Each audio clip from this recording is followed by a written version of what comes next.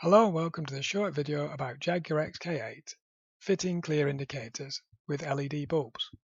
This is video 45 in my series of XK8 videos. In this video I'm going to show you how I fitted clear indicators and tried to fit LED bulbs. However, I came up with 5 problems with the LED bulbs, which I want to go into detail with. So I started out, I bought some clear indicators. They're fairly standard stuff out of the Ford's parts bin. The same indicators used, or very similar indicators used to the Mk2 Mondeo, Escort, XJ350 and S-type. The bulb size used again is very standard. It's a T10 stroke 501 stroke W5W 12 volt amber bulb. And I purchased some fairly standard bulbs that look like they do the trick. With 5 LEDs on, and they were £1 or £2. So this is my starting point. This is how it looked before, the before picture. To actually remove it, it's very easy. You just have to push the indicator lens either left or the right, and it should just pull away from the vehicle easily. There you go. It's literally as easy as that. To actually remove the electrical connector from the indicator assembly, you have to push this metal clip towards the body of the connector, and it'll release that small tab in the red circle, and then the connector literally just pulls straight off the top. Very, very easy. They will be stiff if they haven't been released for a while, but once you've done it a few times, as I have, they start to come off very easy. To actually fit the new bulb, just turn the connector in the indicator housing roughly 45 degrees, pop your new bulb in. You can see the connector there. Push it back in, and again 45 degrees, job done. Fitting bulbs very easy. Then you can reconnect the connector. It just pushes straight on. The metal clip will then engage again. Clean up the area around the bodywork. It's normally got some dirt behind the indicator housing, and then refit them, and you'll have something like this nice fresh white indicator or clear indicator. But there was a few problems. First one, the massive variety of bulbs on offer, LED bulbs. It's just crazy. I mean, if you just wanted clear ones, it's even more, but coloured ones, lots and lots of variety. No real guides as to what works, what doesn't. So it's basically just trial and error. I chose 3 bulbs in this case to have a go with, just straight off the bat. A 5 LED one that looked roughly the same size, some larger glass ones, and a gel Canbus one. Again, the bulbs are reasonably cheap, £1 or £2 each. Secondly, the problem is the LED amber can look a bit too light. This is my first attempt using that 5 LED bulb. I wasn't really impressed with the amber colour. It looked too light, not strong enough. It turns out I actually ordered the wrong bulb. These are a 24 volt bulb instead of 12. They offer both types, so please be careful when you order the bulb. But I still wasn't happy with the amber colour. Third problem, the bulb sizes. A couple of issues here.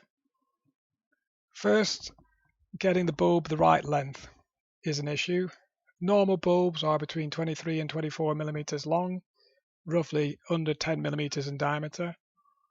The smallest one I could find that roughly did the job was one that was 27.5 millimeter by 12 diameter, the 5 LED one. And there were some longer ones I wanted to have a look at. There's these glass 2x COB. They look quite fancy. They've got glass outer casings and they've got like a filament in. So it looks a very fancy bulb. You don't have a lot of yellow behind the indicator. And finally, the gel Canbus was my attempt to use a Canbus bulb. Again, these were 33 and 34 millimeter diameter, length. Diameter was under 10 mil, so I thought I was safe. The only problem is that even though you get the dimensions possibly on the listings on Amazon or eBay or wherever you want to buy them, it doesn't always translate to the size when it's fitted to the holder. So a standard T10 bulb, when fitted to the holder, is roughly 30 millimeters from the fitting face in your indicator socket to the top of the bulb. The 5 LED was actually 2.5 millimeters bigger because it sat differently in the holder. The glass 2x COB was 38 and the gel Canbus was 37.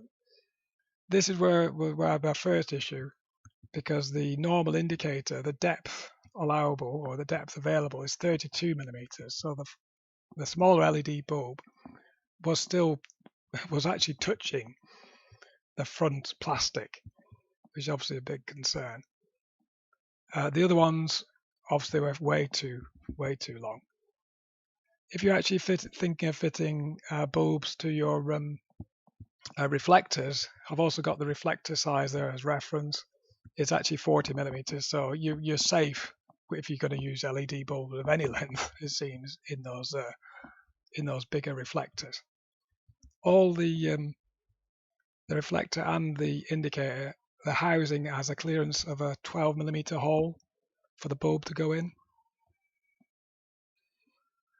One fix I did come up with was to extend the socket slightly. So I got an old Mondeo set of indicators. I didn't chop up the Jag ones, so before anybody shouts, I chopped the connector bit off and basically stuck it on the end of my clear indicator just to make up another 6 millimeters.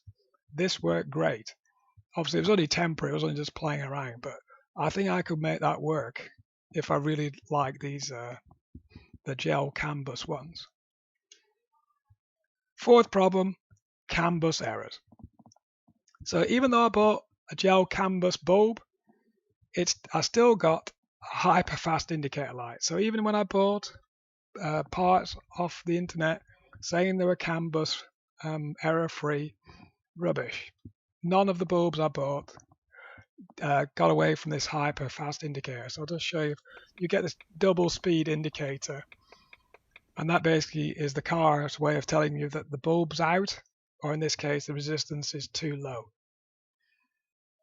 The way of fixing this is actually to start adding load resistors.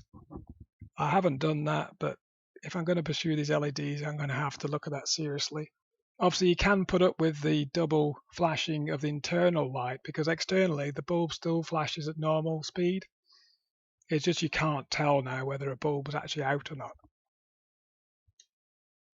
Fifth and finally then, residual voltage. It's another vague thing about Canbus, is after you've turned the car off, the bulbs are still lit, very lightly, dimly lit for a few minutes after turning or shutting down the car. And this is due to some Canbus residual voltage, I believe. It's not a big issue. It's still present when you have filament bulbs, but obviously there's not enough voltage to actually show you any light. So this is not an extra voltage drain that you don't already have, but it is quite strange looking. Again, I believe this can be resolved by adding the load resistors again. So which one? Here's a comparison of the different bulbs if you're interested. So the first of all, we'll start off with a normal indicator, nice, amber, flash. Take that off, compress the clip, take it off, and we'll start fitting some clear indicator bulbs. So first of all, start off with a normal amber bulb, just as a comparison. In the clear indicator, this is stuff you get with normally get with your lenses to start with. There you go. Not quite as amber, but it's still plainly amber, a little bit lighter. Next, we'll try the next best thing, which is the chromed amber.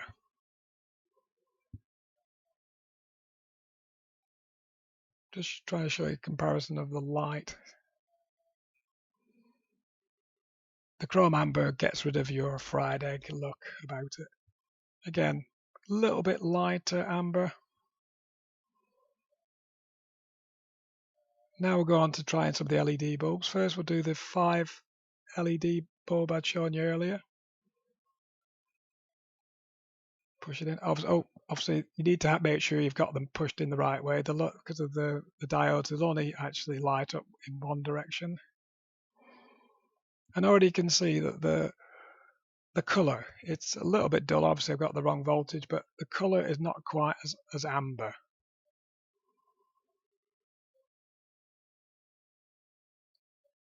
Next we'll try the gel Canbus bulb. This was one I was actually most impressed with. I mean, look at that. That lights up great. And there's no doubt they'll see you coming with that one. It's definitely amber, but there is this issue about the length, which can be resolved.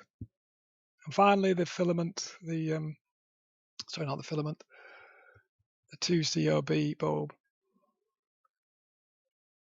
Again, that gets rid of your fried egg, but it's a bit lighter amber, and the length is an issue.